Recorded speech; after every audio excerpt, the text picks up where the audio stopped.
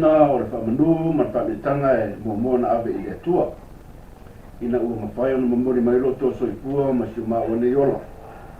E le whi vaenga o le aso. Whaftai le atua ua o lea ua maua pere marosi tātou te whaasoa ai au te lau mātanga o fie ia en whai on tātou whiloe. Ia whaasoa fwoi a walau whaafonga maua i meolo te tupu i Samoa. Sui lau si sila mai. Ia te manatu le nei aso. Ia a o le malo māsamia ma vai se foi lo pepe le nei aso. Wa mama futa foi ma le talainga ia le fitele, le tama sotoa. Ia o le sui foi o le tātou TV, pasala lau ia ai o loo ngalua i Samoa ono nisio walawina matiute i o walawina o ia i Amerika Samoa. Ai whaafitai le atua o lewa maua le nei lao mātou te toi whelo i ai. Sanga vi ia ma sanga vi ia pēr le atua i lana pule ma lana whaasoa lo na lofa tamu muri pēr i o tātou tangata. Ai maise o le mālosi whaasoa tātou te whelo i ai. Talo patu i lau talenga le tele māloro soi fu muia. Ia, malo hoi le soifu maua ma le soifu lau le lei lau. Lau pionga kui la epa o le kai o Porokalama. Ia, toi tonua o nau ka uru le taunoanga hoi a le sunga ia kui la epa. Ia, lau pua le tātou kai au por kako o pia ti ye asu i le Porokalama. Ia, lese sisi whamtalanga le kele ngā alpata albatu, ma whapelo ia tu pa ia mai malu. O leo whaafonga ma le parau sila. E tele, ia o a mai latu. O a mai latu nuu i Samoa. Wa le pui mawotala o le pui sa ilang atu i Samoa sifu. Ia i le pao Samoa sifu masa. Ia o la si sauno ipo o a mai si tātou atinu. Ia Samoa lua. Ia whaatai le fasili ali tu le epa o Samoa lua. O Amerika Samoa lo so lei pei de sulfia. Le trau matu le fa manatu ina le Singapore. O tatunu o pei o lea fai ui la so dua nei la so lea nei lea la sa nei. La so du, la so lusu du to. I tu ma potash, tu ma va. E kaulunga ile la so fu. Pa la wa vai atu i video sa po e mai le KBCK ma le Kako TV yo. Ke via, po fana ke le kuile ua patonu ma patino. Ai o la vai algo changa te po le ali me wala yuna. La no lai no to tu ma va. Ia. O le tala i o mon sa que pasa lau mai luma e le e ke ni sike. Ia ona o le ale to mu de ta. Te tu salo ai au ia de ta wa tua pe. Au isi na le ai isi fu ia to ia. La ro se fie le ni fu fo o mo le Singapore. Ia o Samoa tutotas. Ia la vai e matua le leia ma mata no pile uma pe foi na sisia le o lo fa mo tu le mato ma wenga le o fu uma na o foi no je foi ne uma na patino patino l'antena o le nada ia se sausteni se sausaso ona o tu le o le na wenga le o fa yo ia male ground breaking on wenga me umala ba tela ya nai tala ku ia le tu lepa lo faftai fasoa le tele tele la va fasili ai le tato pokalame o ngalo fa dia fo le tunu ai mese lava ia tu le manu ina ua le o le tu una potas fa ma tamatai ya sa lo yele tunu ya teton ya so tenyon tato fasoa le ha mai lo suma man ai ia whaatai sili ua o lo lei lava me o lo maalosi lava le tina le aina ma te hoi le whanau ma grandkids ma te ngata ina ia ouso mtu whawhine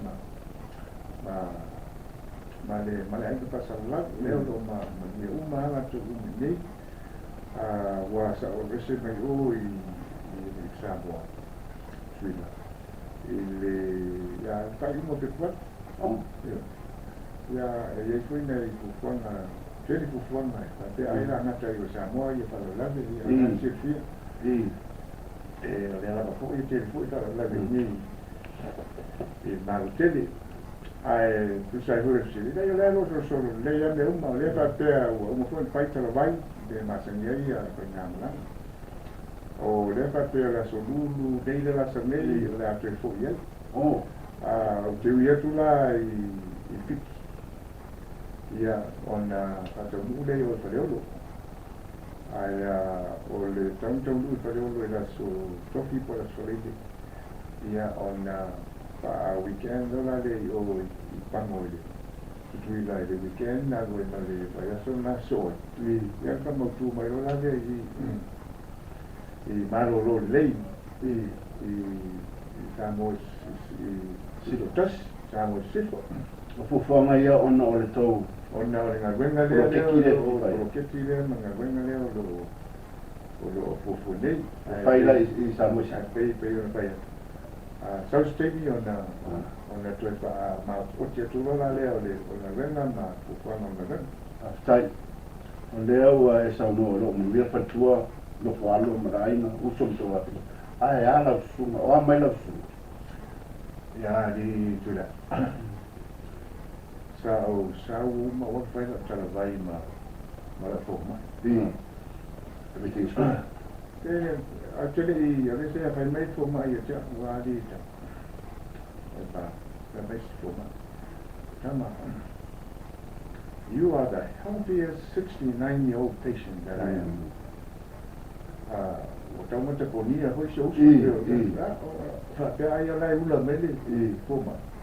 Ya kan sa ta pena foi o forma foi la le o se o forma se ye body kai foi le o ma lo na venga ya le wa to o fix fu Sa wala ka mga kurbaso na na tu gaso e te wa no foi atu le birthday man. Thank you man ta tu ma toin au wa la ma le ai na tu se le fia ya le o papa le fia Ahora con la va se pe fallan de yo le pe fallan de y pe país yo ya la va fit suta sa ai la va fit moringa ya sabe ya pa bueno me ma tanga ta u ya ma pa tai de ona wa dia fo ia to sa mo se ma lo la va soi ma lo al talana po ya tala lo mai ya la pe falla tu ta the helpless mai va mai tama.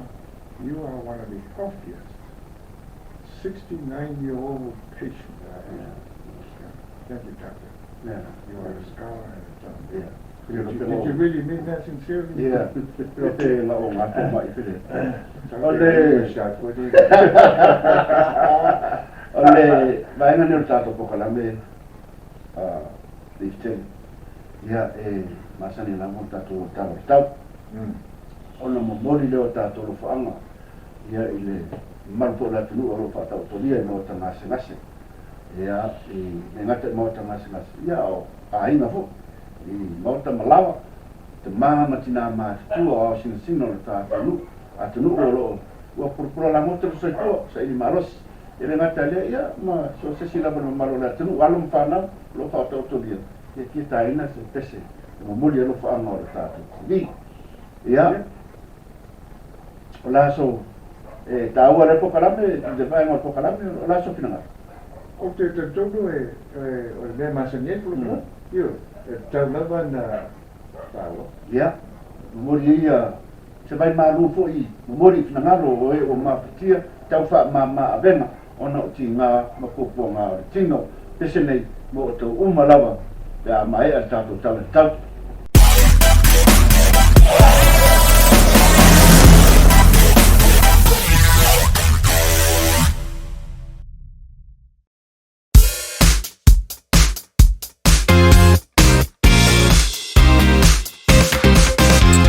Malole sui fua ia ula susunga. Tui laia pa malei fitele, ole tala lene I le tau. Ole vai aso lenei, e fa solona. Malulu sei o ile aso faraile. Ona tue ama ta vevela lia o aso. e amata la sotwana I.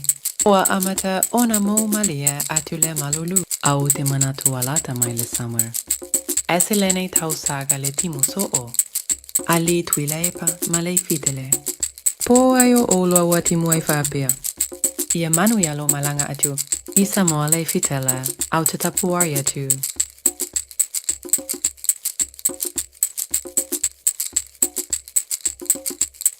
Ole tatu tala le na ile tau.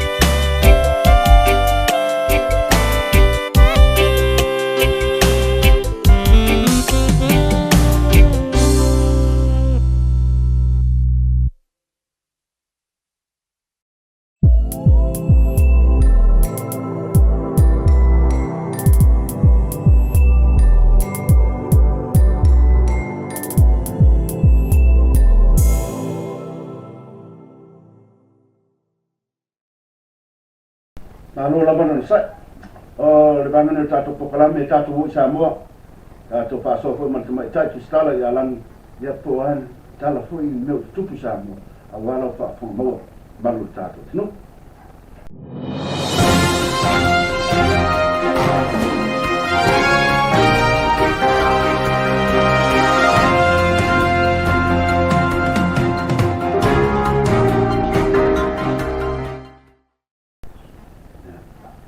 Wadalei langi ia ona ole whaapunga maua si o tātou atiru. Ole fisiri langi o lea ua whaalongo ua koe maua kai pulu whamai. Ole dengue fever. Ole outbreak nga leo whaalongo ai. Ole asa o kako update pamun mole lava langi. Mole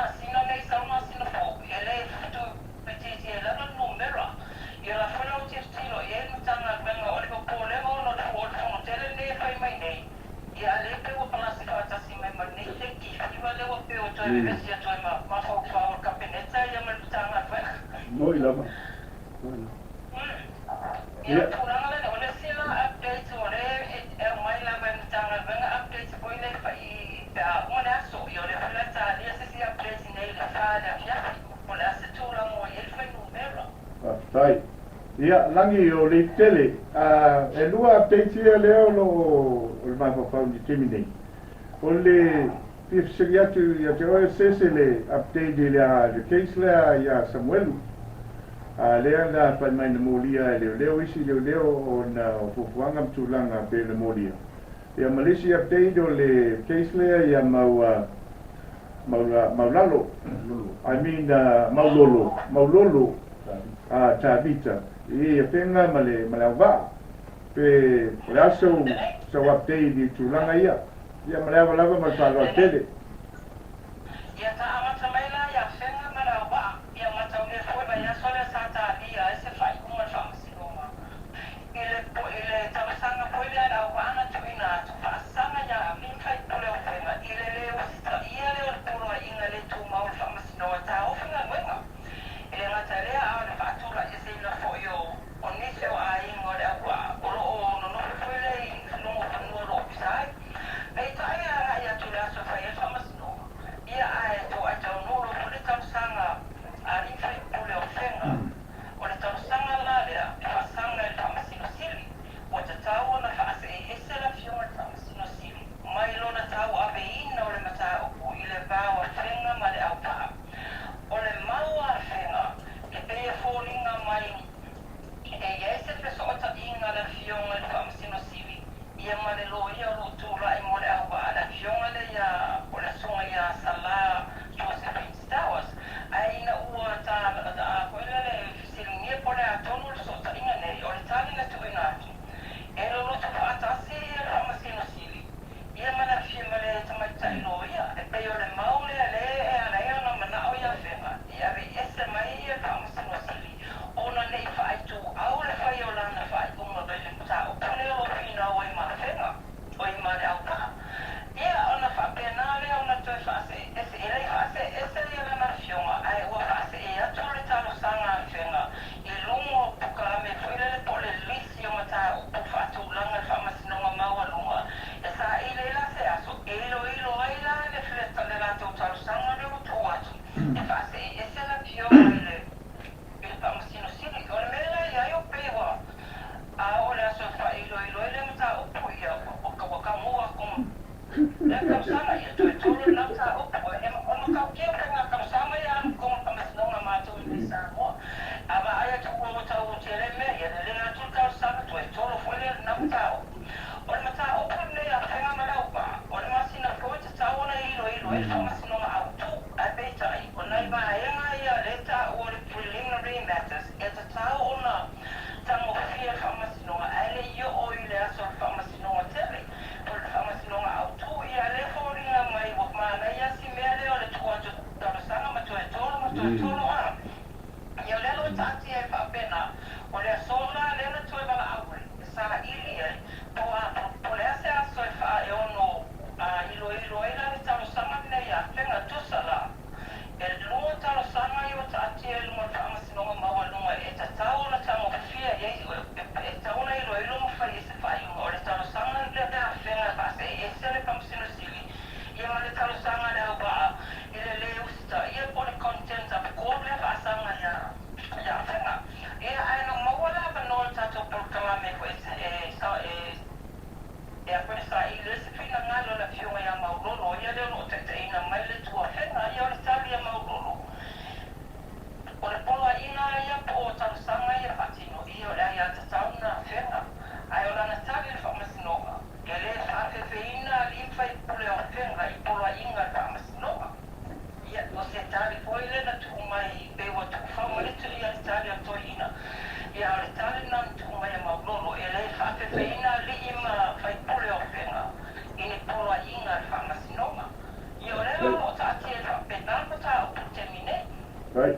Yes, I o tell le you. mata o pule ia sēne o le asola le tae ona toi waka awe fo e sēne ia ngā ua toi tolo fo ono ua toi e fo i le sitalo sama pera mtatu mōmua ai o se māsina whai talo sama le nei whamasinonga Samoa ia la whalau toi e le talo sama e lungo le whamasinonga le lau maa fua ai ona toi tolo le mata o po Samuel mo le masona fua le vai aso e le ima whai ona wha ailo i le aso o le atonu le mafua anga ua toi tolo po ai le mata o ai le whamasinonga le wheso o tai e le whamasinonga na Samoa e whako ia o le ua whanga solo i le aso i le suesuenga po i le mata o puna le i le vāo mi tama vengo leo ia ngā le ali inspector leo o tupai whaatau malama awama Matau ia poi na te ua mana tua ia le le ia mai se fatanga na komisina. Ia. Ia lela ka amalo lo le tu mawai ia tu pai ma se tasi tu matai leo. Ai whanga solo mai ia susupenga leo. Ia lela wo i mua traipino. O lea sola lea na patau tō aile lo ia sili le na sama i New Zealand. O le King's Council. O ia ale na leo lo tau a veina mata o pulali nei a tupa. I lungo le traipino o lo fatau tai a lava mai ni tama nonga leo. Ia ai siki nela ma se whamasino to tasi o whamasino nga Samoa. Ele o ilola lano leo mene o traipino li he close door e rei whatanga ina. La ma tō una alongo tuanga suspenga nei alo whango moe tasi le. Mai a sori suspenga e mata via por suspenga le kati na tupa i mata mai tai no leo nei.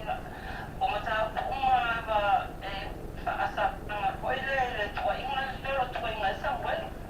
Ia a waila po le se tūlanga e o ia suspenga leo. Ia e unga mai nā toi anga ia tupai o whamasinonga wha a tūla pono. Ono lo mori a whatupai le nana ina ma le whautau whaase ina o whamatalanga i leo. E winga lava le tua inga mai le mata apuleo lo tua ia ma mori e Samuel so opo sai. Tai. O le tatianga na lo tatia te puta apu e lo. Ia ka tai lava langi. Langi ole foringa mai o ia tau ele upu foi le li fai pule pe le o le tonu. Tu malo ale se wa kufa uma me uma ia ole fisiri langi ole fa la tu na o le na fa ma o si stene leo